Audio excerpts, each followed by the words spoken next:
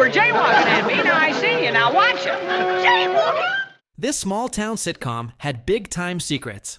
These 10 facts will change how you see Andy, Barney, and the gang. The Andy Griffith Show is one of the most beloved shows in American TV history. With its slow pace, small-town charm, and unforgettable characters, it felt like a simpler time. But while Mayberry looked picture-perfect on the outside, there was plenty happening behind the scenes, some of it funny, some surprising, and some downright dramatic. So grab your fishing pole, cue that iconic whistle, and let's dive into 10 facts about the Andy Griffith Show you've probably never heard before. Number 1. Don Knotts was never meant to be a main character. Barney Fife, Mayberry's bumbling deputy, is one of the most iconic characters in TV history. But here's the twist. He wasn't even in the original plan. The show was meant to center solely on Andy, and Don Knotts was only supposed to appear in a few early episodes. But his performance was so hilarious, so natural, that he stole every scene. The audience loved him, the writers leaned in, and just like that, Barney Fife became a permanent fixture. He'd go on to win 5 Emmys for the role. You see what I mean? Now, I did that just to show you what can happen. That'll be all, man. 10-4. Number 2. Andy Griffith wasn't always as easygoing as Andy Taylor.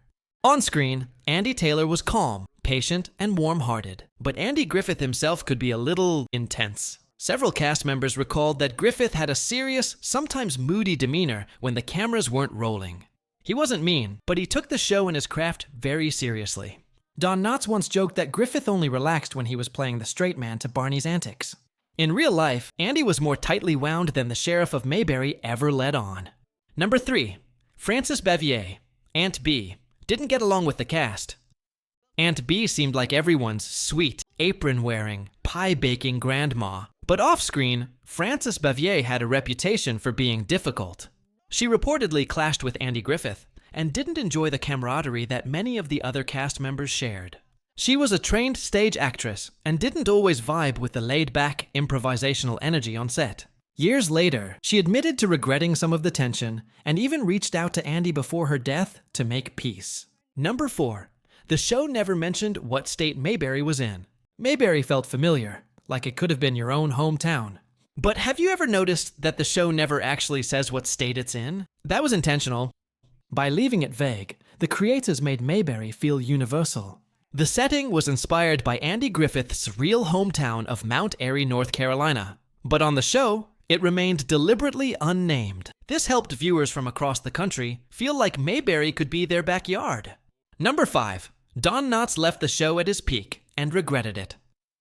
Barney Fife was such a hit that when Don Knotts left the show after season 5, fans were stunned. The reason? Knotts thought the show was ending. Andy Griffith had originally planned for 5 seasons, so Knotts signed a movie deal with Universal, but then the show kept going without him. He made occasional guest appearances, but it was never the same. Years later, Knotts admitted he wished he'd stayed longer. Number 6. Ron Howard was already a TV star before Mayberry. Long before he became Opie Taylor, or an Oscar-winning director, Ron Howard was already acting.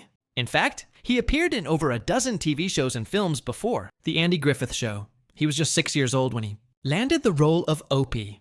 Howard's natural charm and chemistry with Griffith helped make their father-son relationship one of the most beloved in TV history. And it didn't end there. Griffith supported Howard as he moved on to star in Happy Days and eventually become one of Hollywood's most successful directors. Number 7. The show stayed in black and white on purpose. Color TV was already becoming popular by the mid-1960s, but The Andy Griffith Show didn't switch to color until its final few seasons. Why? Because Andy and the producers believed black and white helped preserve the nostalgic, down-to-earth feeling of Mayberry. When the show finally did go to color, many fans noticed a shift, not just in the visuals, but in the tone. Some even say the color years felt less authentic. Number 8. Gomer Pyle was never meant to have his own show. Gomer Pyle, played by Jim Nabors, was supposed to be a one-off character, a simple, sweet-natured gas station attendant. But the audience loved him. His golly, charm and unexpected singing voice made him an instant fan favorite. Producers saw an opportunity and launched a spin-off, Gomer Pyle, USMC, sending him from Mayberry to the Marines. The show became a hit in its own right and ran for 5 seasons. Number 9. The series finale didn't feel like a finale at all. After 8 seasons, The Andy Griffith Show quietly came to an end in 1968. But if you were expecting a big farewell episode, you'd be disappointed. There was no emotional goodbye, no last day in Mayberry, and no wrap-up storyline. That's because the show didn't really end. It transitioned directly into a new spin-off called Mayberry RFD, with many characters sticking around. Andy himself appeared in the early episodes before stepping away. Number 10. Andy and Don's friendship was the real deal. On screen, Andy and Barney had one of the most iconic comedic duos in TV history. Off screen, their bond was just as strong. Andy Griffith and Don Knott were lifelong friends, supporting each other through career highs and personal lows. Even after Don left the show, the two remained close. Andy delivered an emotional eulogy at Don's funeral in 2006, calling him the funniest man I ever knew.